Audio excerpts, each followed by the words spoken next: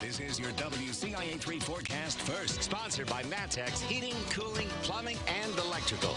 Here we are on the 20th of April and a snowy Tuesday across central Illinois. Our camera views that take us here from Decatur to Champaign. You can see the snowflakes that are still falling out there tonight. And we've still got a few more hours of this. Take a look at the storm tracker Doppler. You can see all the way down to Effingham. We've got snow along I-57, Champaign westward to I-72 towards Decatur. As those light snow showers continue, a few heavier pockets. We've got some of those darker blues showing up. So this is going to continue over the next few hours. The cold air now firmly in place. Temperatures that are into the mid-30s right now. So the snow continues to fall. We'll talk about when this finally all comes to an end and whether or not we're going to see some of this to really start sticking or not coming up. WCIA 3 News starts right now. You're watching your local news leader. This is WCIA 3 News at 5. Crazy. Yes, it is. Snow in April, not something you see every day, but it is what people across central Illinois are experiencing tonight. Good evening. I'm Paul Cicchini. And I'm Jennifer Roscoe. The snow has been coming down all morning and afternoon, but the big concern is tonight's freeze warning. We have team coverage for you, Chief Meteorologist Kevin Leidy live in the tracking center, meteorologist Jacob Dickey in the storm tracker. All right, first to Kevin. Okay, April Fool's a little bit late. Yeah, right. Pretty wild here today.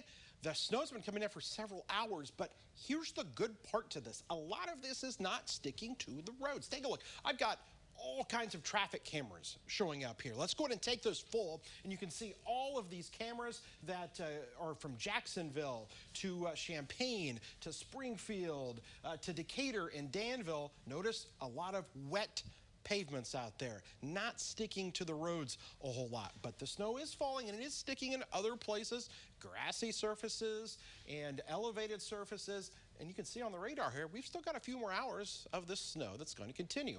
We take you down in along I-72 and to Monticello, and we are going to check in here with meteorologist Jacob Dickey, who has been on the roads, and I think you can confirm for me as well, right, that these roads are pretty much just wet.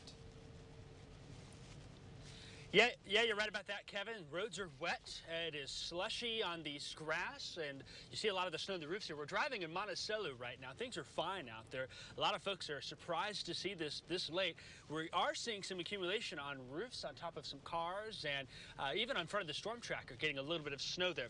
We've been watching the snow for a while, Kevin. In fact, we talked about it as late as last week with the potential for it coming. We were not the only ones watching it. We've been watching it today as well, but IDOT also has been out there. Here's what IDOT had to say about their preparations for the day. IDOT, we've had trucks out since early this morning doing surveillance of the area, central Illinois, monitoring the weather conditions, of course, as always. And if road temperatures are at freezing or below freezing, then, of course, we will treat the roads. Now, we are out here now continuing to watch the roads into the night as that freeze is coming. We don't anticipate a lot of problems, but as always, Kevin, we'll be in the storm tracker keeping our eyes on things here in the field. In the storm tracker in Monticello, I'm meteorologist Jacob Dickey. We'll send it back to you. All right, so thanks, Jacob. And yeah, that's the next thing is the freeze warning. Temperatures are going well below freezing tonight. That's going to have a big impact on things. We're going to go into more detail about that coming up here, but I'm going to tell you right now, cover the plants up, bring them in if you haven't already. I know they got snow on them, but tonight we are going to see potentially record low temperatures. So it's been a wild day for sure. Absolutely. Kevin, thank you. A house fire in Urbana is being investigated. It happened on Boudreaux Drive near Illini Circle this morning. There was heavy smoke and fire blowing out of the windows. Firefighters were able to get it under control in less than 10 minutes. The fire chief says snow usually makes their job trickier, but not today. Luckily it's not snowing a whole lot right now, so those challenges right now are not big, but when it does snow, the challenges are the travel to the scene itself, because roadway can be slick. The other thing is when it gets really, really cold, we have to worry about the water freezing. The house has heavy smoke and some fire damage. The fire chief says there were 3 dogs inside. One was hurt. The other 2 didn't make it. Police in Paxton are searching for a man who robbed a store with a club. It happened around 7:30 Sunday night at the village pantry. Officers say a man walked in and asked for cigarettes. When the clerk turned around, the other man was holding a club. He took $160 in cash and ran. Police identified the suspect as John Beck. He's also wanted for robberies in Sangamon and Livingston counties. And we have new information. It's about a murder in Shelby County. The family of 72-year-old Sherry Hubbard says her grandson, Clayton Anderson, is the accused killer. Police say Anderson and his friend Thomas Miller snuck into her home in Clarksburg over the weekend. Her body was found in a closet. Anderson and Miller are in custody in Nevada. The Shelby County State's Attorney's Office says it hasn't decided when to extradite the pair back to Shelby County. And a man from Edgewood was found not guilty of attempted murder by reason of insanity. Mark Sigrist was accused of trying to kill his grandparents in June. The Effingham County State's Attorney says Sigrist was recently released from a mental health facility. Sigrist stabbed his grandfather and hit his grandmother with a cutting board. He'll be in a secure mental health facility and is being evaluated by the Department of Human Services. The verdict is in for the Derek Chauvin trial. The former police officer was found guilty of all charges in the death of George Floyd. Minneapolis was braced for this decision. So were police departments across central Illinois. WCIA 3's Bryce Beament live outside the Champaign Police Department. So Bryce, what have they been doing inside that building to prepare for today's verdict? Well, the Champaign Police Department said they have been planning and are prepared for anything, but they don't expect any violent protests to happen, at least right now that they are aware of. They emphasize that people have the right to peaceful protest and freedom of speech, but Champaign Police told me they are ready for anything. I also talked to an advocate who says he doesn't know of any protests, but he says even though Chauvin was found guilty, he's still skeptical. We don't fall victim to this idea that, okay, maybe the system works. Maybe the system is on our side. No, that is not the case.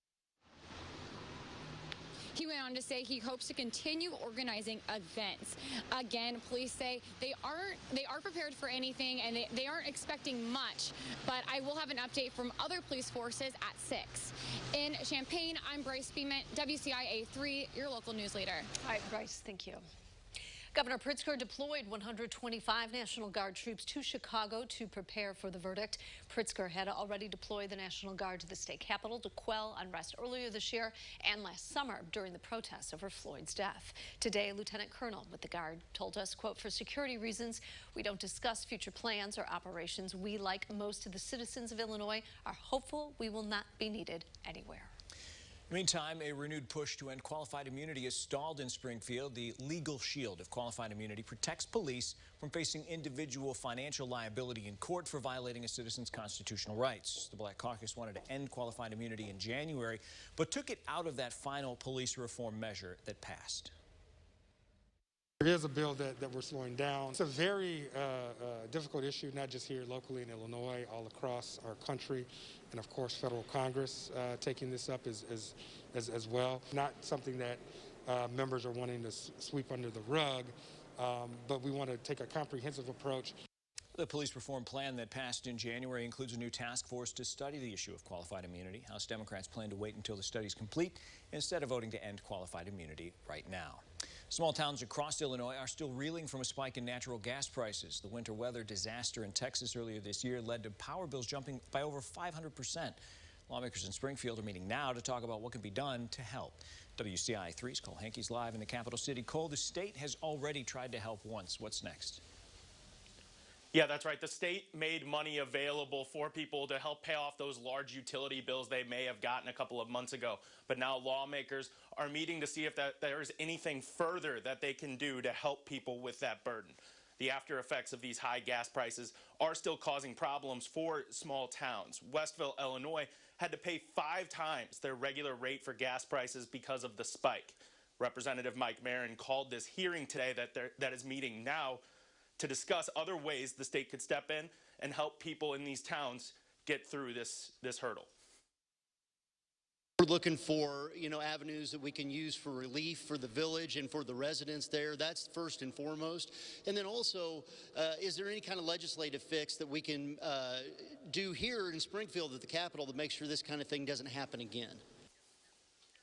The mayor of Westville is testifying at the hearing today, and the village board is still trying to figure out what they are going to do with that $1.2 million bill that they got on those natural gas costs this past month.